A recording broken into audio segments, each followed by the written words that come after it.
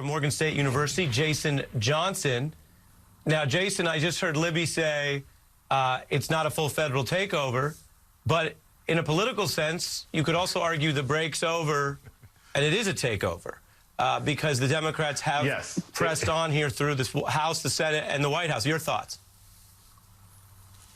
Yeah, don't call it a comeback. They've been competent for years. They just couldn't do it when you had Donald Trump running the country. All right, the most amazing thing today was not just the lack of scandals, but seeing functional government again. I spent part of the afternoon watching members of Congress debate the waiver to allow Lloyd Austin to be the Secretary of Defense. No one screamed. No one accused someone else of not being an American citizen. It's how government works. It's Joe Biden coming in and firing the general counsel of the Labor Relations Board because he really wasn't in favor of labor. This is how a functioning government is supposed to look. It's not boring. It's not less sexy. It's comforting. It's competent. And I think for all the promises that Joe Biden made about how he was going to bring back the good years of this government, today is a real indicator that he knows what he's doing by both addressing crisis and long-term domestic things that we're concerned about. Yeah, and for Jason and the entire panel, most Americans who are watching the news today probably saw a good bit of the inauguration as it happened. I think there are many reasons why Ms. Gorman was such a standout moment. How much she packed into what was actually just 5 minutes out of the whole day and how it echoes. We've been tracking metrics in a number of ways. Her books have shot to the top of the entire Amazon national bestseller list, even though poetry books are rarely in the top 20. And so I did want to play a bit of that for everyone as we reflect on this today. Take a look. Somehow we've weathered and witnessed a nation that isn't broken, but simply unfinished. While democracy can be periodically delayed, it can never be permanently defeated. Starting with Jason, what did it mean to you and why did it resonate so immediately with so many? I love that she said that democracy is unfinished, right? It's the idea that you can try to have a restorative administration, but the promise of this country to provide equal opportunity for all the citizens here has not just been accomplished. I thought it was amazing. And also, I'll say this, you know, the first inauguration I ever went to was Maya Angelou in '92. I was a kid. We had school off. We were all able to go in Washington, D.C., and to see another African-American woman who was wearing a brooch that she was given by Oprah, which had a caged bird from Maya Angelou delivering a speech, it was almost sort of a full circle of restorative presidencies after right-wingers. And that was Bill Clinton in 1992. As much as people may criticize him, it was still restorative after Bush. And to see this with Biden, it was a fantastic speech symbolically and substantively. Well, and was it not Maya Angelou who said, "I know why the caged bird sings, but I don't know why Lady Gaga's bird is so oversized"? It was pure hunger. I don't know if anybody saw it. That's pretty much what it was. Okay, the Lady Gaga bird was, I'm not an expert on fashion, but it was for, what do they call it, a brooch? Is it a brooch? Anybody know? No, it was Mockingjay, brooch for 100? A pin? A pin? Whatever it was a huge bird. Is it? Okay. It was a lot, Daniela, you don't have to... Danielle, you don't have to trifle with my dad jokes on a day as important as today, but your thoughts on all the above.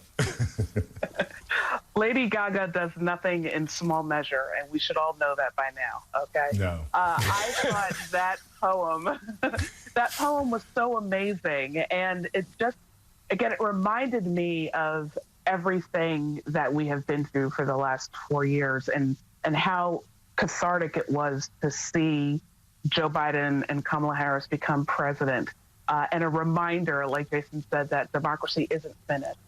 And, you know, I questioned many times over the last 4 years whether the bones of our democracy were strong enough to withstand the weight of Donald Trump. And, you know, the jury is still out. We'll see. But I left that inauguration with her poem feeling more hope and joy and optimism than I had felt in years. She's just phenomenal.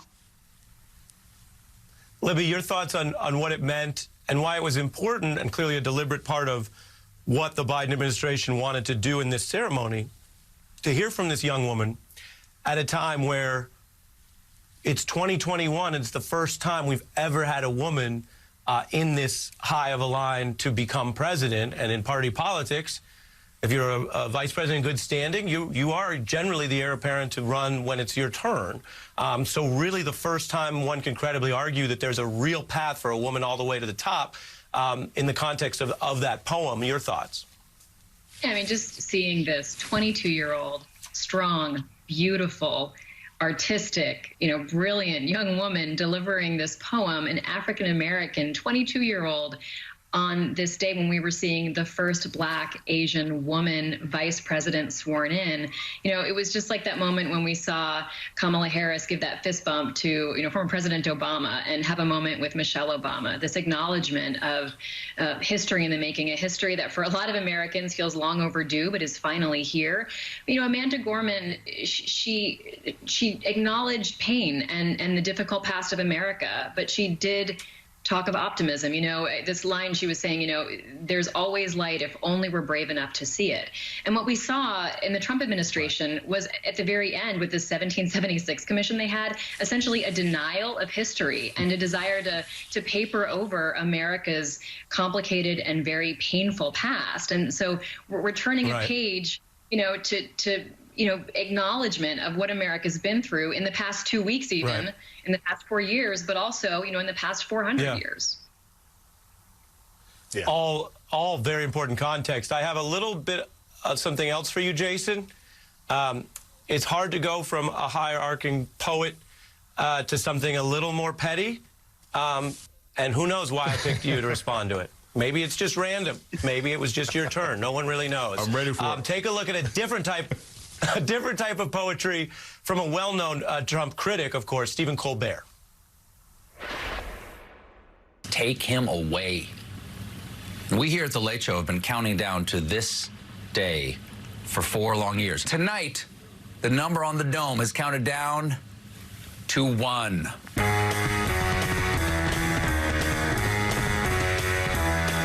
Hit the road, Jack, and don't you come back no more, no more, no more, no more. Hit the road, Jack, and don't you come back no more. Jason. Look, the level of joy that this country has, that I won't even say his name, that the previous president and his entire family is basically gone and gone into exile into Florida is a joy that people will be experiencing for years. Stephen Colbert is not going to be the last one. Like it's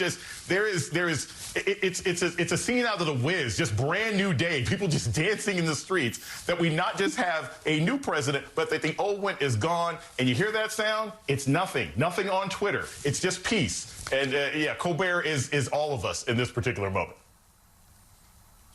A great and interesting way to kick off tonight's special edition of The Beat. Jason, Daniela, and Libby, thank you.